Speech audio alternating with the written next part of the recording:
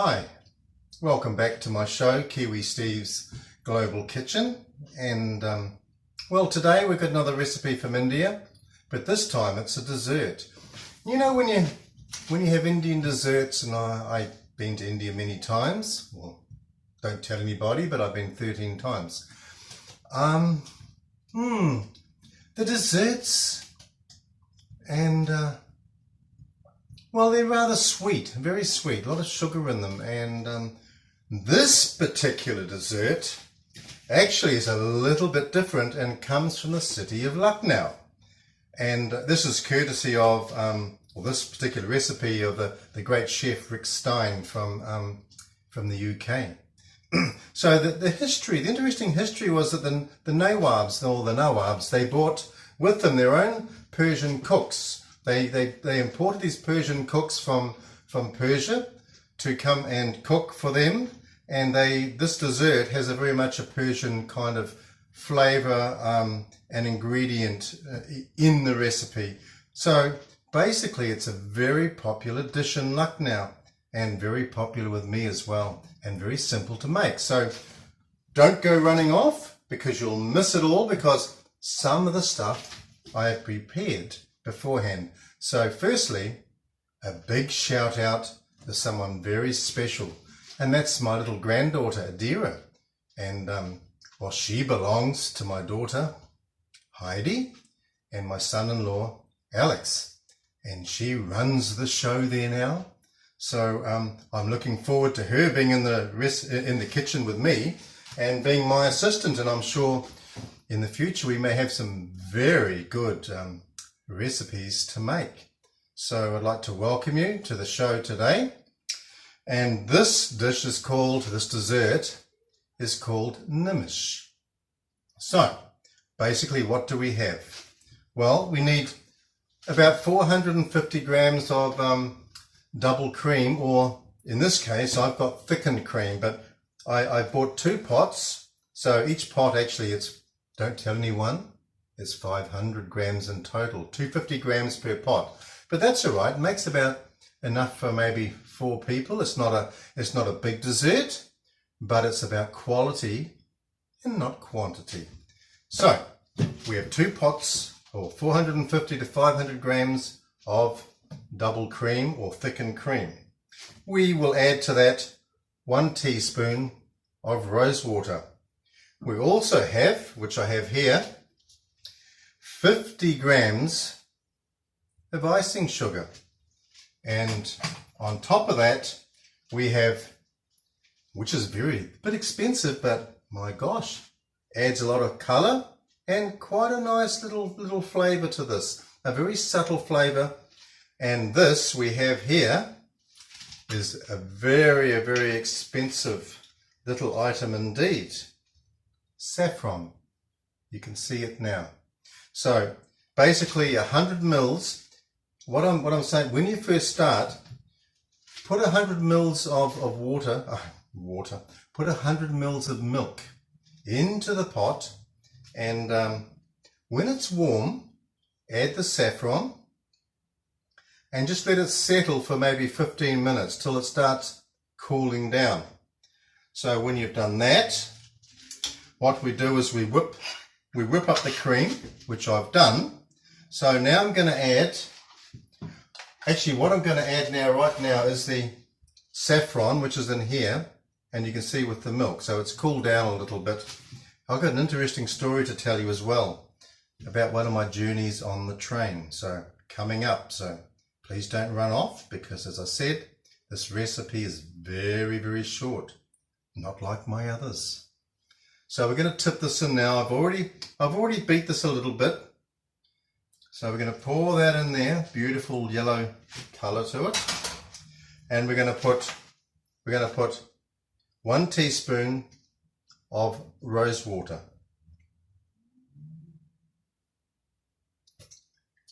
There we go. 1 teaspoon of rose water. And what we're going to do is we're going to put in now the icing sugar. Okay, so 50 grams of icing sugar. And basically we're going to give that a very slow mix. Basically, you kind of really should be just folding it in there and just mixing it by hand for a little bit, but I'm just going to use my little mixer here, and I'm only using one utensil, as you can see. So we're going to just put that on low. There we go. Give it a little mix. It should thicken up.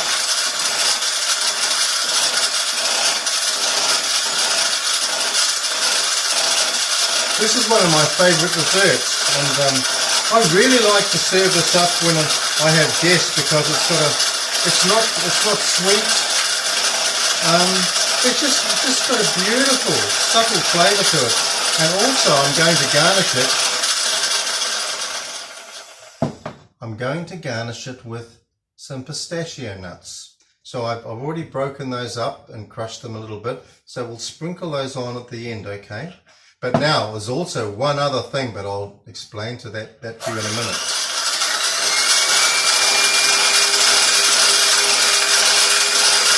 So basically, when you beat this or whip it up,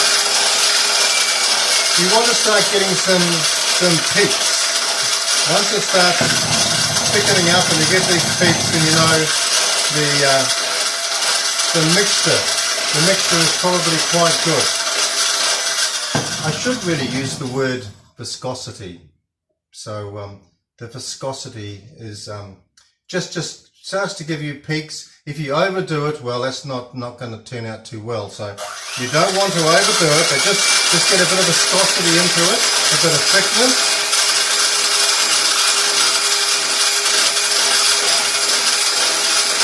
Starting to look a bit better now.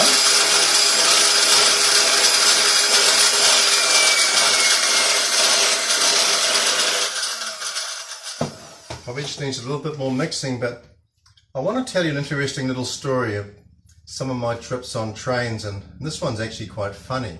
I was one day in South India on a train, second class AC, which is quite nice, and you're sitting there and you have your seats on one side, and then on the other side there are other people, and there was an Indian man, well, mostly Indian people on the train.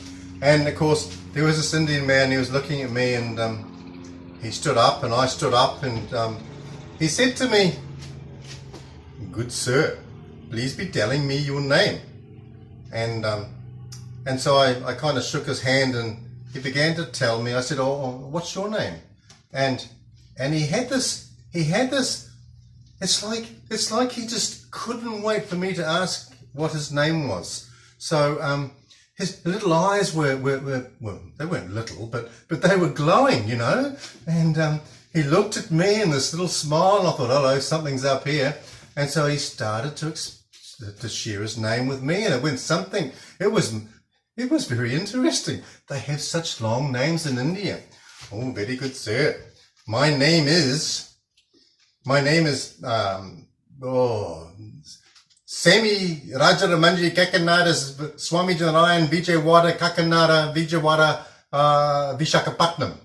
And I looked at him, and I couldn't even say it. I couldn't pronounce it. I tried, but I thought, this is interesting. So what's my response going to be? He's going to ask for my name now, and what am I going to say? Oh, my name's Steve Williams. And of course, you know, Steve Williams doesn't compare to this extremely long Indian name. So I looked at him, and he said, very good, sir. What has been your name? And I said to him, I looked at him, and I said, Peter. And he looked at me, and I looked at him, and he thought, this is going to be easy. And then I said, Peter Papagopoulos. Peter Papagopoulos. And he looked at me with shock in his eyes, I could see.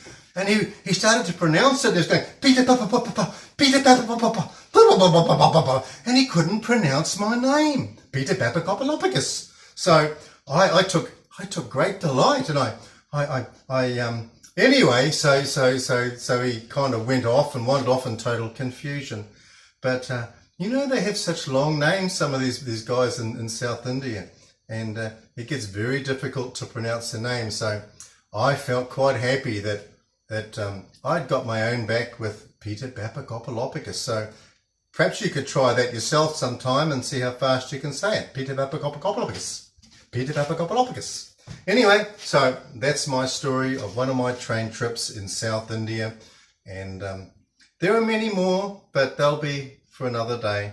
And anyway, I have some stories about, maybe next time I'll tell you about my flight to Siberia. So we're going to give this another little mix.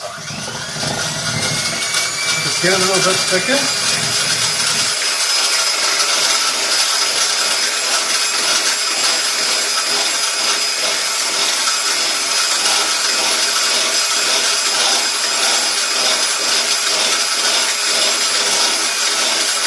But it's such a nice dessert, and it's so easy to make.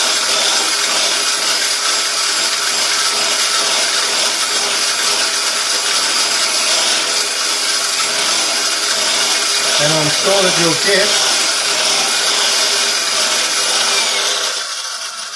you'll like this recipe very much. So, there we have it. I'm going to have a little taste.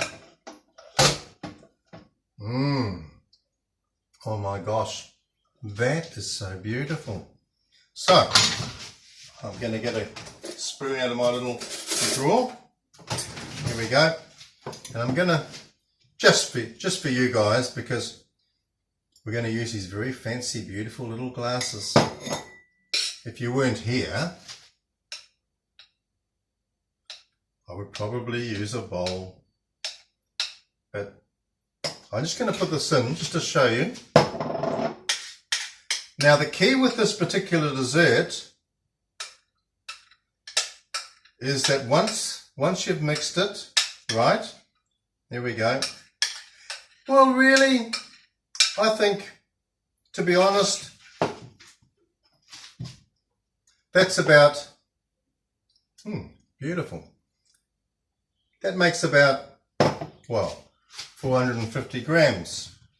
So probably I would suggest, if you're doing it for 4 people, I would suggest, well, of course, 900 grams of thickened cream.